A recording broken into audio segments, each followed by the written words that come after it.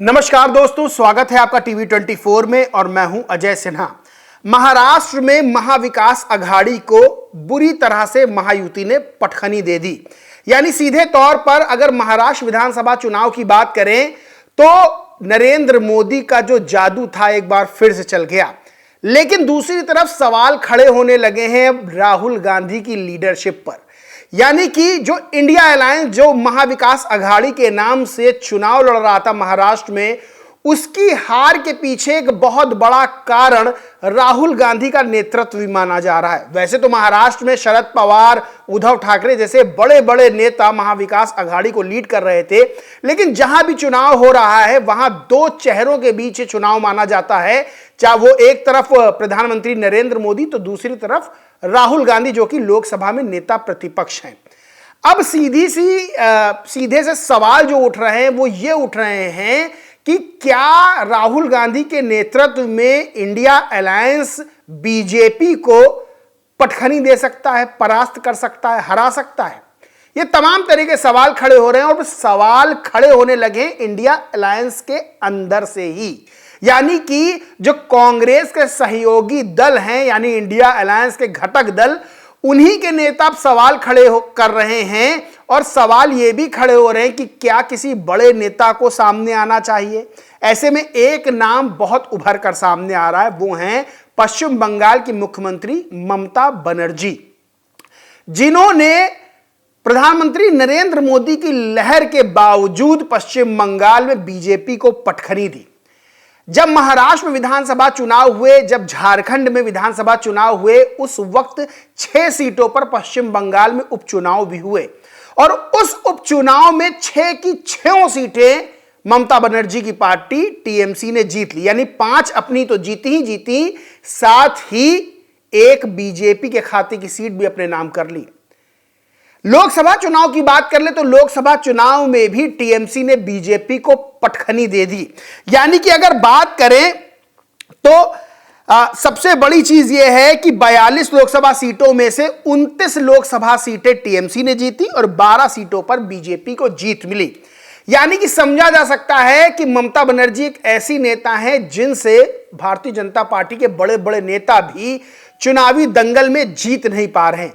और अब यह सवाल खड़े होने लगे हैं, मांग उठने लगी है कि इंडिया अलायंस में नेतृत्व जो है वो ममता बनर्जी को सौंप दिया जाए।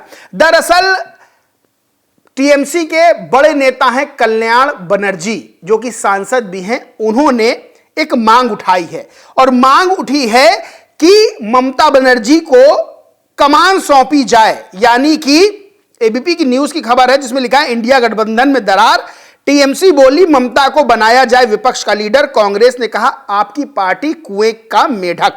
यानी कि जो कल्याण बनर्जी हैं टीएमसी के सांसद, उन्होंने कहा कि ममता बनर्जी को कमान सौंपी जाए, उनको इंडिया अलायंस का नेतृत्व सौंपा जाए, वो लीड करें। वही कांग्रेस के नेता हैं और पश्चिम बंगाल के पूर्व अध्यक्ष कांग्रेस के अधीर रंजन चौधरी, जिन्होंने सीधे तौर पर निशाना साधा और कहा कि टीएमसी कुएं की मेढक है। दरअसल कल्याण बनर्जी ने क्या कहा, उन्होंने कहा कांग्रेस को अहंकार त्यागना चाहिए और ममता को विपक्ष का चेहरा मान लेना चाहिए। उन्होंने कहा कि विपक्ष को एकजुट होकर ममता के नेतृत्व में काम करना होगा, क्योंकि ममता बनर्जी एकमात्र ऐसी नेता हैं जो बीजेपी को हरा सकती हैं। अब इस बयान के बाद कांग्रेस के वरिष्ठ नेता अधीर रंजन चौधरी का भी बयान आया। अधीर रंजन चौधरी ने कहा कि आखिर कल्याण बनर्जी किस हैसियत से ये कह रहे हैं कि ममता को इंडिया गठबंधन का नेता बना दिया जाए। अधीर रंजन ने कहा कि टीएमसी अब एक राष्ट्रीय पार्टी नहीं रही बल्कि एक क्षेत्रीय पार्टी बन चुकी है। टीएमसी का लगातार राजनीतिक आधार सिकुड़ता जा रहा है। उन्होंने यह भी कहा कि टीएमसी को राष्ट्रीय स्तर पर अपनी पहचान बनाने के लिए कई प्रयास करने पड़ेंगे। कुएं का मेढक आसमान को अपने कुएं जैसा देखता है और टीएमसी की स्थिति ऐसी ही है। यानी कि टीएमसी के इंडिया अलायंस के दो बड़े नेता, जिसमें टीएमसी और कांग्रेस के दो जो नेता हैं, वो आपस में उलझते हुए नजर आ रहे हैं। लेकिन सारी बातें अगर हम किनारे भी कर दें तो सवाल यही उठता है कि क्या राहुल गांधी के नेतृत्व में इंडिया अलायंस बीजेपी को हरा सकता है? यानी कि अगर हम लोकसभा चुनाव की बात करें तो उत्तर प्रदेश में बीजेपी को सबसे ज्यादा नुकसान हुआ। लेकिन नुकसान किसने किया? क्या यह नुकसान कांग्रेस ने किया? यह नुकसान पहुंचाया समाजवादी पार्टी ने। अगर हम जम्मू कश्मीर में विधानसभा चुनाव की बात करें तो वहां जीत किसको मिली? क्या कांग्रेस को जीत मिली? वहां जीत मिली नेशनल कॉन्फ्रेंस को। अगर हम झारखंड विधानसभा चुनाव की बात करें जो महाराष्ट्र के साथ हुए, उसमें क्या कांग्रेस को जीत मिली? उसमें जीत मिली, बड़ी जीत मिली जेएमएम को, झारखंड मुक्ति मोर्चा को। नेतृत्व देखा जाए तो इंडिया अलायंस का जो नेतृत्व कांग्रेस के पास है, लेकिन कमाल कौन कर रहा है? कमाल कर रहे हैं क्षेत्रीय दल, चाहे जम्मू कश्मीर की बात हो, चाहे झारखंड की बात हो, चाहे उत्तर प्रदेश की बात हो। वही हरियाणा विधानसभा चुनाव को उठा के देखेंगे तो बहुत समझ में आएगा कि जीती हुई बाजी कैसे कांग्रेस हार गई। और अखिलेश यादव ये बात कहते रहे कि उनको भी सीटें दी जाए, उनको भी गठबंधन में शामिल किया जाए, लेकिन कांग्रेस के नेता जो समाजवादी पार्टी है उसकी राजनीतिक हैसियत बता रहे थे कैमरे के सामने। और हुआ क्या कि हरियाणा में कांग्रेस को तगड़ा झटका लगा और बीजेपी फिर से सत्ता में आ गई।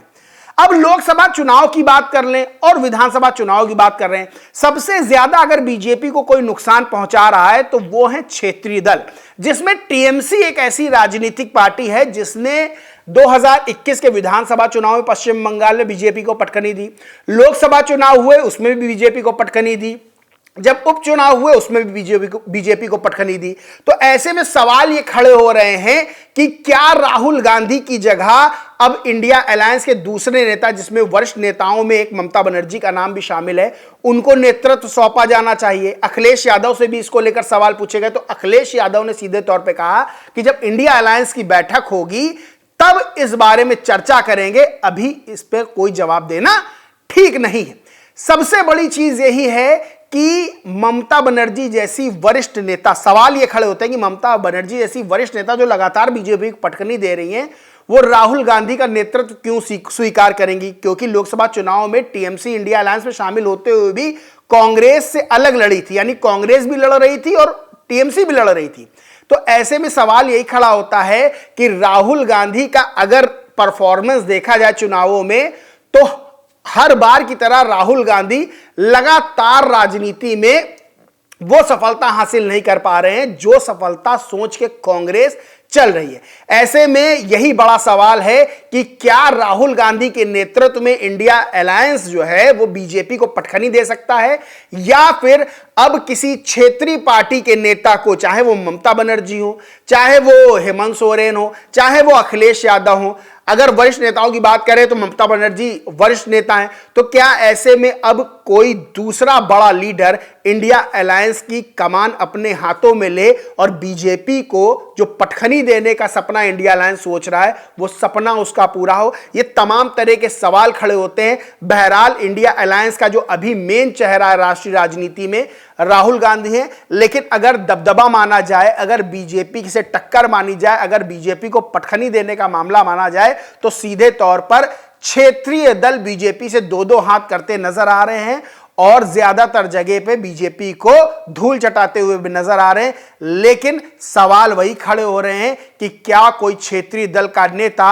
अब इंडिया अलायंस को लीड करेगा या फिर राहुल गांधी इंडिया अलायंस को लीड करके बीजेपी से टक्कर लेते हुए नजर आएंगे? क्योंकि 2027 में उत्तर प्रदेश में विधानसभा चुनाव है, दिल्ली में भी उससे पहले विधानसभा चुनाव है, बिहार में भी विधानसभा चुनाव है और भी कई राज्यों में चुनाव होने। ऐसे में इंडिया अलायंस का नेतृत्व कौन करेगा, ये आज के समय की राजनीति का सबसे बड़ा यक्ष प्रश्न बना हुआ है। बहरहाल दोस्तों, आप इस मामले में क्या सोचते हैं? आपको लगता है कि राहुल गांधी को ही नेतृत्व करना चाहिए या फिर कोई दूसरा जो नेता है, दूसरा लीडर है, उसको जो है नेतृत्व करना चाहिए इंडिया अलायंस का बीजेपी को टक्कर देने के लिए या पटकनी देने के लिए? कमेंट करके जरूर बताएं। वीडियो अच्छा लगा हो तो लाइक करें, शेयर करें और चैनल को सब्सक्राइब नहीं किया तो सब्सक्राइब करके बेल आइकन जरूर दबा लें। धन्यवाद।